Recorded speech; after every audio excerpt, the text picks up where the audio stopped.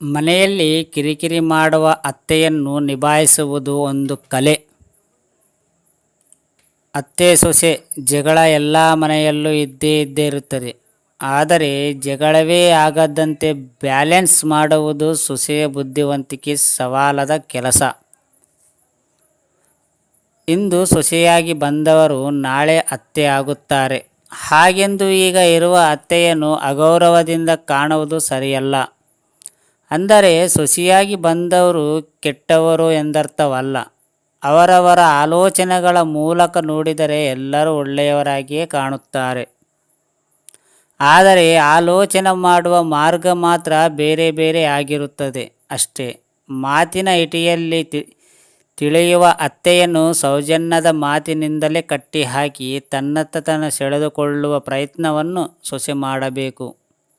ಈ ಲೇಖನದಲ್ಲಿ ಅಂತಹ ಟೆಕ್ನಿಕ್ಸ್ಗಳನ್ನು ತಿಳಿಸಿಕೊಡಲಾಗಿದೆ.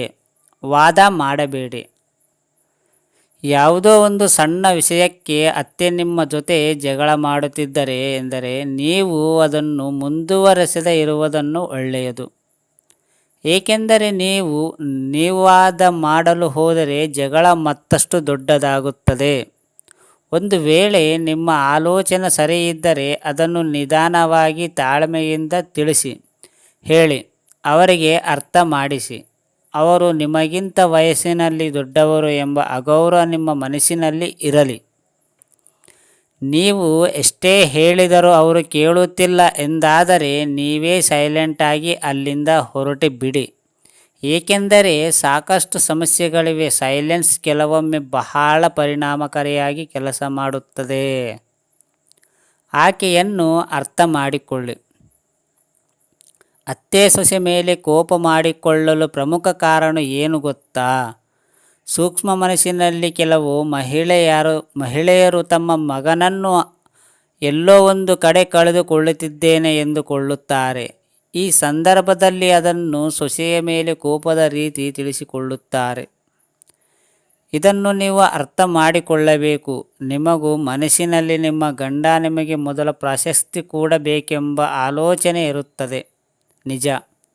ಹಾಗೆಂದು ಸಂಪೂರ್ಣವಾಗಿ ನಿಮ್ಮ ಗಂಡ ಅವರ ತಾಯಿಯನ್ನೇ ನಿರ್ಲಕ್ಷ್ಯ ಮಾಡಬೇಕು ಎನ್ನುವ ಮಟ್ಟಿಗೆ ಅದು ಹೋಗಬಾರದು. ಹಾಗಾಗಿ ಇಂತಹ ಸಂದರ್ಭವನ್ನು ಬುದ್ಧಿವಂತಿಕೆಯಿಂದ ಬ್ಯಾಲೆನ್ಸ್ ಮಾಡುವುದನ್ನು ಕಲಿಯಿರಿ. ನಿಮ್ಮಿಂದ ಇನ್ನೊಬ್ಬರ ಮನಸ್ಸಿಗೆ ನೋವಾಗುವುದು ಬೇಡ. ನಿಮ್ಮ ಅತ್ತೆ ಬದಲಾಗುವುದಿಲ್ಲ. ನೀವು ಮಾಡಿದ ಯಾವುದೇ ಒಳ್ಳೆಯ ಕೆಲಸ ನಿಮ್ಮ ಅತ್ತೆಗೆ ಇಷ್ಟವಾಗುತ್ತಿಲ್ಲ. ಅವರು ನಿಮ್ಮ ಬೆನ್ನ ಹಿಂದೆ ನಿಮ್ಮ ಬಗ್ಗೆ ಮಾತನಾಡಿಕೊಳ್ಳುತ್ತಿದ್ದಾರೆ.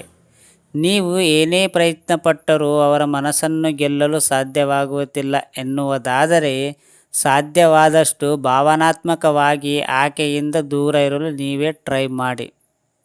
ಹಾಗೆಂದು ಆಕೆಗೆ ಮನಸ್ಸಿಗೆ ನೋವುಂಟು ಮಾಡುವ ಕೆಲಸ ಮಾಡಬೇಡಿ. ಕೊಡುವ ಗೌರವವನ್ನು ಸಂಪೂರ್ಣವಾಗಿ ಕೊಡಿ. ಈ ವಿಚಾರದಲ್ಲಿ ನೀವು ತುಂಬ ಎಮೋಷನಲ್ ಆಗದೇ ಇರುವುದು ಒಳ್ಳೆಯದು. ಆಗ ಅವರಿಗೆ ನಿಮ್ಮ ಬಗ್ಗೆ ಅರ್ಥ ಆಗುತ್ತದೆ. ಜಗಳ ಶುರುವಾಗುವ ಪಾಯಿಂಟ್.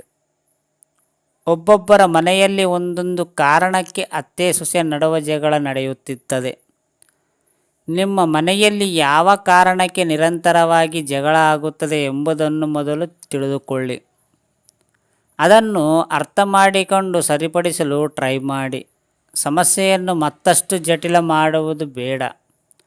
ಮನೆಯ ವಿಚಾರ ನಿಮ್ಮ ಜವಾಬ್ದಾರಿ ಕೂಡ ಆಗಿರುವುದರಿಂದ ಮನೆಯ ಮರ್ಯಾದೆಯನ್ನು ಕಾಪಾಡಲು ಸಂಪೂರ್ಣವಾಗಿ ಪ್ರಯತ್ನಿಸಿ.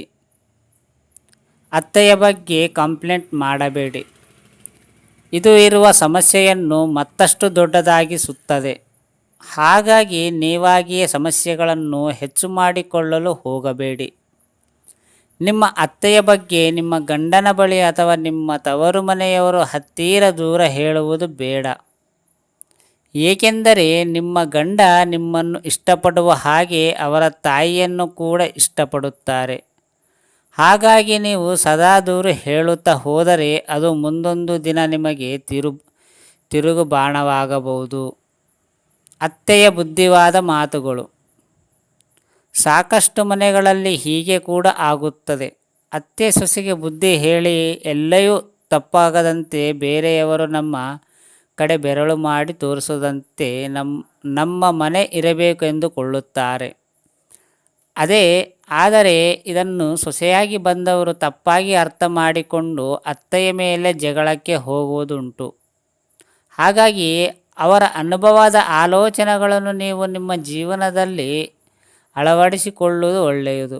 ಸಾಧ್ಯವಾದಷ್ಟು ಅವರ ಮಾತಿಗೆ ಮಾನ್ಯತೆ ನೀಡುವುದನ್ನು ಕಲಿತುಕೊಂಡು ನಿಮ್ಮ ಕುಟುಂಬ ಸುಖಮವಾಗಿರುವ ಹಾಗೆ ನೋಡಿಕೊಳ್ಳಿ. ನಾನು ಹೇಳುವುದೇನೆಂದರೆ, ಕನ್ನಡ ಲೈಫ್ ಸ್ಟೋರಿನಿಂದ ನಾವು ಅರ್ಥ ಮಾಡೋಕ್ಕೆ ಟ್ರೈ ಮಾಡಬೇಕು. ಯಾವುದೇ ವಿಷಯದಲ್ಲೂ ಒಂದು ಹೆಣ್ಣು ಒಳ್ಳೆಯದು ಮಾಡ್ಬೋದು, ಕೆಟ್ಟದ್ದು ಮಾಡ್ಬೋದು. ಅದೇ ರೀತಿ ಅತ್ತೆ ಸೊಸೆ ಕೂಡ ಅವರಿಬ್ಬರು ಒಂದಾಗಿದ್ದರೆ ಮನೆ ಬೆಳೆಯುತ್ತದೆ.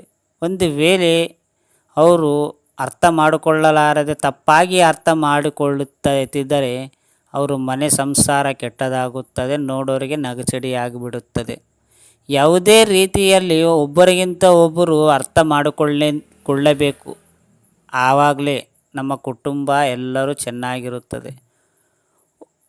ಪ್ರತಿಯೊಬ್ಬರಿಗೆ ಎಲ್ಲರೂ ಚೆನ್ನಾಗಿರಬೇಕಂತ ಪ್ರತಿ ಗಂಡಿಗೂ ಇರುತ್ತದೆ. ಯಾರಿಗೆ ಹೇಳಬೇಕು ಯಾರಿಗೆ ಹೇಳಬಾರದು ಅನ್ನೋದು ಅವರಿಗೂ ತಿಳಿಯುವುದಿಲ್ಲ. ಒಬ್ಬರಿಗೆ ಹೇಳಿದರೆ ಒಬ್ಬರಿಗೆ ಸಿಟ್ಟು, ಇನ್ನೊಬ್ಬರಿಗೆ ಹೇಳಿದ್ರೆ ಇವರಿಗೆ ಕೋಪ. ಇದು ಒಂದೇ ರೀತಿಯಾಗಿ ಪ್ರೀತಿ ಮಾಡೋದನ್ನು ಅವರು ಮಾಡಿದರೂ ಕೂಡ ಅತ್ತೆ ಆ್ಯಂಡ್ ಸೊಸೆ ಅವರು ತಿಳ್ಕೋದಿಲ್ಲ.